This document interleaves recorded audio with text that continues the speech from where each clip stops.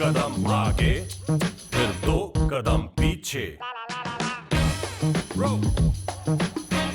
Health और test की लड़ाई में अब आप रहिए 2 कदम आगे विद फिलिप्स एयर फ्रायर। इसकी twin turbo star technology cooks with up to 90% less fat. There is always a way to make life better. Innovation and you, Philips.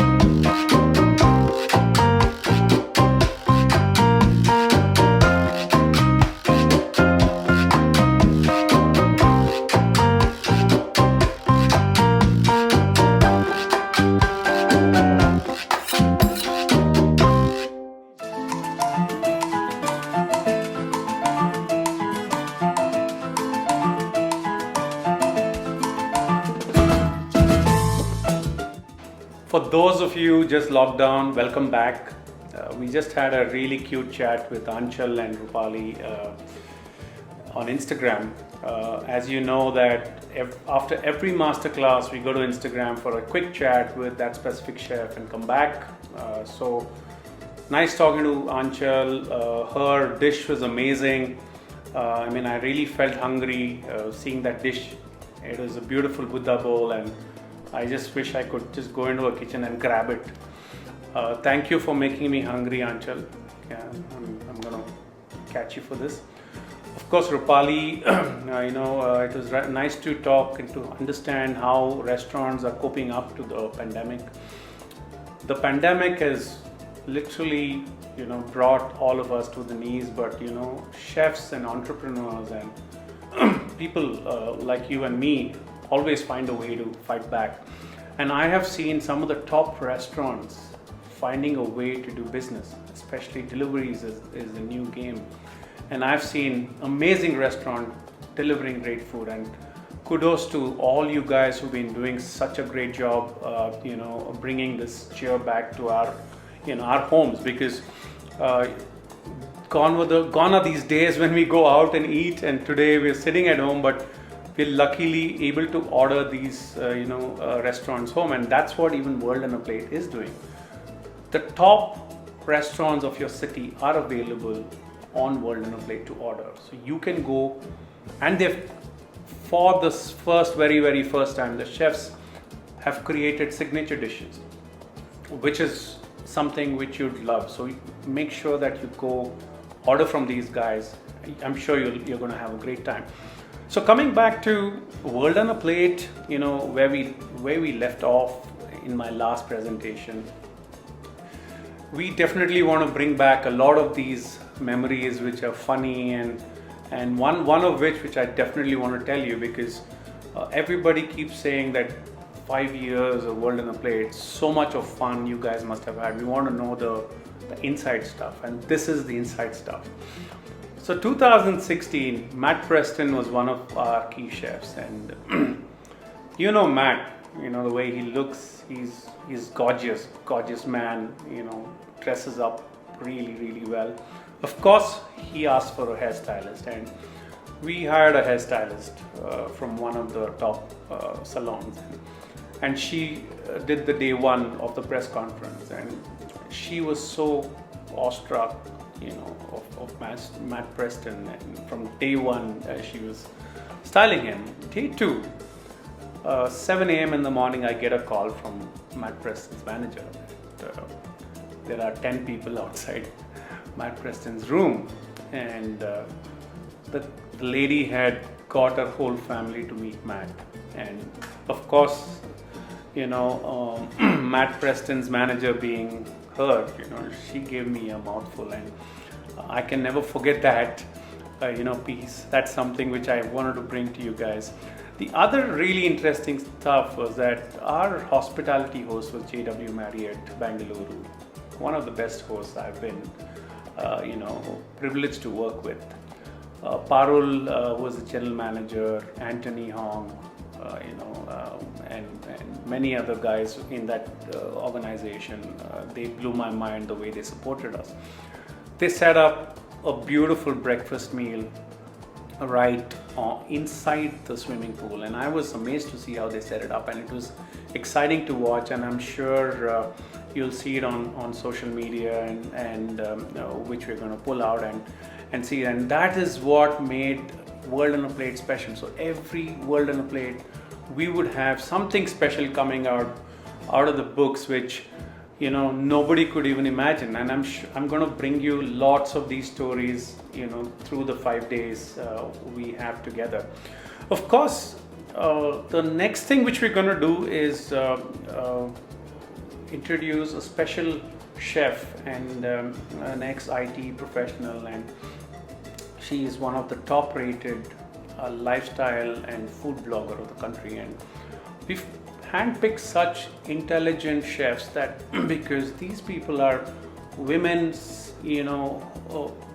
who know what you consumers love, cooking from your kitchen, and Monica Manchanda, the chef I'm talking about, is going to make something special for you just right after this break, after this conversation. So beyond that, of course, make sure that you guys are logged on to the master classes all the time, because Philips is giving away one appliance every master class. So there is a special contest question which is going to come on the screen. So don't forget to stay logged on so that you can pick up that make sure that you answer those questions and win many gifts given away by Philips. They're one of our key sponsors. They've always supported us, and especially during this charity event, we asked them for lots of gifts to give away, and there you are. Apart from all of this, we've got, like I said, the WHW Soup Kitchen, which we are making a visit on Friday. I'm really excited about it. I believe it's a kitchen on wheels, and we are gonna go and have some fun feeding people, because I've been looking forward to it. Of course, I have been involved personally from day one, serving people on the ground, and this is going to be exciting for us. So you have to contribute, that's your job. You have to cook, that's your job. You have to order from the best restaurants, that's your job. And today, this is the third dish coming your way. We are excited. Stay locked down and don't leave your seats, because the last chef is going to be someone who's one of my personal favorites, and she's going to make a dessert. But right now, Monica is going to make some amazing recipe, and we're going to catch you back on Instagram Live post this. See you there.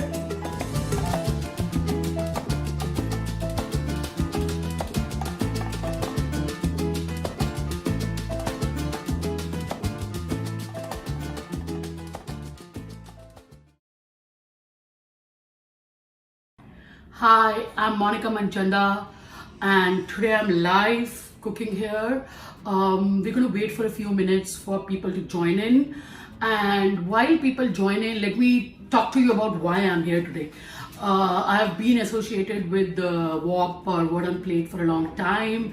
They've brought some brilliant chefs from across the world to India, held some lovely events around food, which focused on food and international food in a lovely way. And for the past few months, since COVID has come in, they have been focusing on something called a word, Hunger Warriors, where they have a soup kitchen and they feed the needy. They have been feeding about up to 1,000 people every day for the last few months, and intend to continue this for a while to come. And I think from our side, we should do as much as we can to support their initiative. You can donate, watch this masterclass, and then go and donate money for it as much as you like or as little as you like, because every penny counts. So I do see people online, and we are ready to start cooking. And today, I'm deriving my dish from the soup kitchen that these guys have at Word Hunger Warrior, and I'm going to make one of my favorite things, which is a ramen. I'm making a ramen with some watermelon rind kimchi, and it's a very interesting take on the ramen that we have been eating for a long time. So I don't know whether you guys know or not. Traditionally, ramen, contrary to what we believe, is a Chinese invention. There were folks from China who migrated to Japan, and those are the one who created ramen in the first place. Of course, the world now knows it as a Japanese dish, and we all think of it as a Japanese dish, but it was initially a Chinese invention. It was really popular in China in 1930s, and then when the World War was going to take place, it almost died because the street hawkers and the vendors were banned, and those are the one making ramen. But then a lot of Japanese and Chinese migrated from Japan to the US just after World War, and ramen was kind of reinvented and reborn in the way we see it now, in the way the world loves it now. And that is what I'm going to show you today. So let's start cooking. So a lot of people ask me what ramen is and how to put together a ramen. At its base, ramen is just noodles and soup, noodles and broth. And the key lies, of course, in a broth, which is the holy grail of ramens, in a way you would call it. And at its very, very minimalistic form, broth is just a stock. And a stock typically is made of a few aromatics like garlic, ginger, leeks, cinnamon, bay leaves, whatever you want to add to it. If you are a non-vegetarian, bones, whether they are mutton bones or chicken bones or any other bones, give a great body and flavor, as well as great nutrition to our stock. Stock is typically, bones are typically very, very high in collagen, which is a great nutrient to consume if you are a non-vegetarian. If you are a vegetarian, vegetables like carrots and mushrooms, which are intense in flavor and then give that beautiful depth, layering and depth to your stock, make for a good vegetarian stock. I love a good mushroom stock, and I think it makes any dish very interesting. Especially if you're a vegetarian, spices in the stock are probably your best friend to induce a lot of flavor. So get your stock going, and you can look at my website. There's a vegetarian stock, there's a chicken stock, etc. Today I have made a stock which is essentially a chicken and mushroom stock, and I have added garlic and ginger and stuff to it. I have made it ready because stock does take a lot of time to make, but from this stock is what we are going to derive and make the broth of our ramen noodles. And typically a broth has something called a tear, Japanese call it tear, which converts it to a broth for a ramen. A tear is stock plus seasonings, and typically it has soya and mirin as a base, but you can play around with it. The way we are living and the times we are living, I don't think we need to be very, very particular about what is the only thing that can go in our broth. Today I'm going to use the chicken stock that I have made. So I'm going to add the chicken and mushroom stock. I have this is sambal olek. This is sambal olek. I'm going to add a bit of sambal olek. If you have miso goes beautifully in a stock. I'm going to add soya because there is not a ramen broth without soya. You just need to add it. I mean, and if you can get nice sharp soya, it just takes the umami of that is just beautiful. Miso adds a nice earthy fermented flavor, which is also very good for health. They also add nombu sometimes to the stock, or to the broth with stock, and nombu adds that nice earthiness and also that slight bitterness in our broth, and it's a very popular Japanese flavor to be used anyways. And a very interesting fact while my broth is boiling is that a lot of people in Japan, they actually make stock in large quantities and store, and every time they have to put a ramen together, they take the stock, add the tear and refresh it, and they almost call the tear, which is at its base soya plus mirin, which is a Chinese wine, but often other spices and things are added to it. They call it seasoning of the ramen broth. That is how basic that is to any ramen making. So my broth is now boiling, and I'm going to always taste your food, guys. Seasoning is super important in ramen. It is salty, it has umami, and for me it's just right. I'm going to let it boil for about 2 to 3 minutes so that it absorbs all flavor, becomes slightly thick. Yeah, so I'll just let it boil for 2 more minutes and then take it off the gas. So while my stock is boiling and simmering away for another, let's say 3 to 4 minutes, let me talk to you about toppings or assembling of the ramen bowl. So the first element that I spoke to you about in the ramen is a broth. The second element in a ramen is noodles. I am today using an instant noodles Coca, but you can use any noodles you want. Most noodles work fine. For us at least, Japanese actually are obsessive about noodles and broth together. They like to get it completely right, and the belief is the heavier the stock, both flavor wise and fat wise, the lighter the noodles, and the lighter the stock, the heavier the noodles.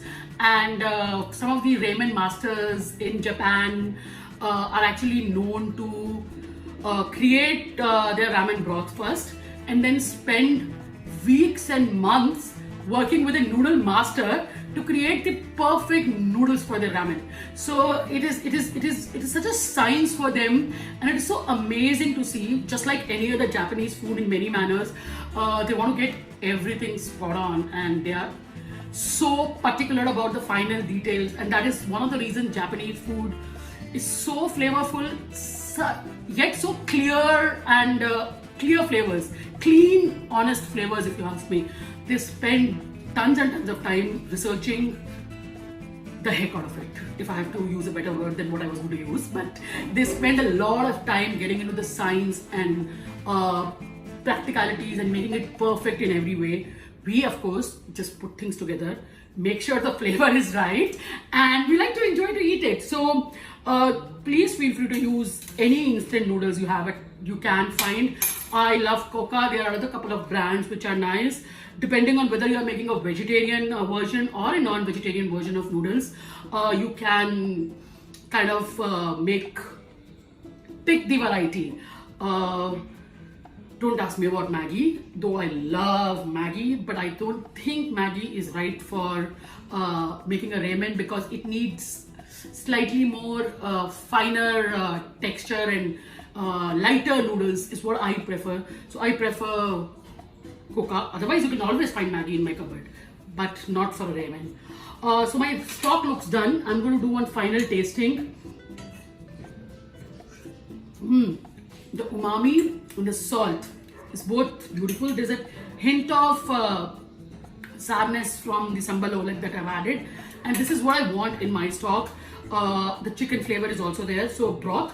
So if you want to see how it looks, this is how it looks, dark and brown. So there are many colors of the broth that you can make.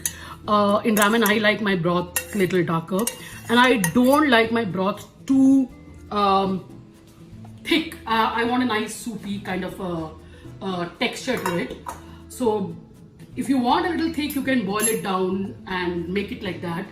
So this is part one. We spoke about noodles. So since we've spoken about noodles, I'm going to put my noodles to, okay, my gas, yeah. I'm going to put my noodles to boil.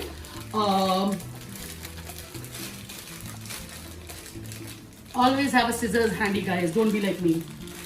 I'm going to use a fork then. Don't be clumsy like me. Yes. I'll boil water. Just wait for water to boil for a minute, and we will then put the noodles in. In the meanwhile, let me also talk to you about toppings. So we have spoken about one element of the dish, which was the broth, the second element of the dish, which was the noodles, and the third element of the dish is the toppings. Now you can go as conservative or as crazy when it comes to topping. Traditionally, we pork, prawns is added a lot as ramen toppings, but tofu is also a very popular vegetarian option to it. For me, and then some crisp fresh veggies. I always like a little bit of veggies to be topped in my noodles. Ramen bowls, broccoli, peppers, mushrooms are a great option. I like a little bit of lettuce. I know it is not very standard of lettuce to be there in a ramen bowl, but I personally do like a little bit of lettuce in my ramen bowl. Microgreens if you have handy, if you don't have handy, it's perfectly fine. Basically play around with what you have at home or what are the flavors and the vegetables you like when it comes to toppings.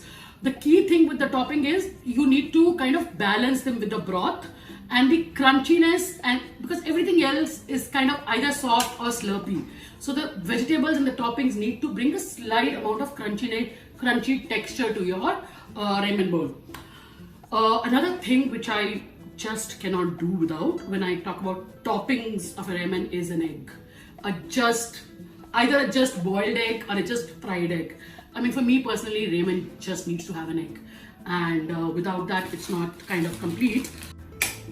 And while my noodles are boiling, I'll get my egg started. You already heard me saying things about how I cannot have my ramen bowl without eggs, and so we do need to have our egg ready by the time my noodles are boiled, because my broth is already ready. So I'm going to add a little bit of olive oil, not too much. I drop so that I can swirl my pan nicely, and I'm going to put it back in the pan, and I'm going to break an egg. You can boil soft boiled eggs are fabulous, but I am a little lazy and I forgot to soft boil the eggs, and I'm going to put it on simmer and let it set. I might top it up with a bit of chili flakes and maybe a pinch of salt. That's about it. And my noodles are boiling. The noodles are almost done. I don't like them too much. The egg also looks almost done. Yes, just 30 seconds more for both the noodles and the egg to be done. And then there's just one step left, which is essentially assembling the ramen. I am going to use a flat kind of a bowl. That's what I kind of recommend to use, so that you can put the broth, then put your noodles in the center, and then kind of spread all your toppings on the side. So let's start assembling it. If you can come a little closer and show, so problems. Thank you. So I am shutting off both my noodles and my egg because they're kind of ready. I will start by pouring the broth that we made. And the ratio of broth to noodles is something that I get asked again. Honestly, it's absolutely up to you, and also up to the fact that how strong is your broth. If your broth is really salty and spicy and stuff like that, you will need to go easy on broth. But if your broth is light, then you can go a little more on broth and work accordingly. I like my noodles really nice and soupy, so I have added a sufficient amount of broth. I'm going to take some noodles and drop them into it. If you can, make them pretty, but non-pretty is also fine. these are my vegetables. I'm using broccoli, bell peppers, and a little bit of lettuce. I have steamed the broccoli, but bell pepper and lettuce are of course raw. These go into it. Again, I mean, the idea is not to go crazy with the vegetables, but do provide a certain amount of nutrition. Some tofu, I'm not trying to go vegetarian here because my broth is chicken. So you can add any protein you want. I love prawns. I love pork. Those two especially work very well. Chicken is of course always an option if you want to, but it is not an option that I personally am very fond of. I'm not a very chicken person as such, but yes, feel free to have chicken if you want to. Then and all things ramen, my egg goes on top of it, and I'm going to finish it with a bit of chili oil. Chili oil is another condiment that I love to use in broths, in toppings. It just adds a beautiful dimension of flavor. It is not very difficult to make. You just need to cut your various kind of chilies, ginger, garlic, and maybe some spices like bay leaves and cinnamon. If you have Szechuan peppers, then Szechuan pepper, and pour hot oil onto it, really hot oil, and let it stand for a day, and you can have a beautiful chili oil ready. I'm also going to top this up with a little bit of sesame seeds. I have roasted them for about 2-3 minutes till they become slightly brown. Black sesame seeds also work fantastically well, so you can use them too. And if you want really spicy food, I mean, my husband is going to probably eat this. I have something called crispy Thai chili flakes. These are essentially garlic and chili fried together. I am going to add a touch of that. If you don't have this, don't need to fret over it. It is absolutely fine without it too. And in the end, and I'm looking for my scissors again. In the end, where are my scissors? And I'm going to find my scissors. And yes, I finally found them. So these are some microgreens. Again, completely optional, but they make my dish look really, really pretty. And they also add a fantastic crunch to them. So I do like to use them. Doesn't it look pretty? So pretty. And now the only thing left to do is to eat this ramen bowl up. David Hun once said that when it comes to ramen, there's no need for conversation. There is no need to party. There is no need to socialize. All one does is go to a ramen counter, buy ramen, stand in queue, buy ramen, get it, and slurp it down in 4 minutes and leave. That is how focused Japanese are on ramen, and that is how much they love it. I hope you enjoyed watching this. I'm going to go live on Word on Plate Instagram handle right after this. So if you have any questions regarding ramen or regarding any other stuff, regarding what we cooked or generally of life and food, please catch me there. We will post the recipe online as well. And do not forget to donate to the World Hunger Warriors. They are on a mission to feed 1,000 people a day via their soup kitchens, which have been running constantly through COVID. And I'm personally very, very proud of it. Guys, so catch you in a little while in 5 minutes on their handle, and let's chat. एक कदम आगे फिर 2 कदम पीछे. Health और test की लड़ाई में अब आप रहिए 2 कदम आगे विद फिलिप्स एयर फ्रायर. इसकी twin turbo star technology cooks with up to 90% less fat. There's always a way to make life better. Innovation and you. Philips.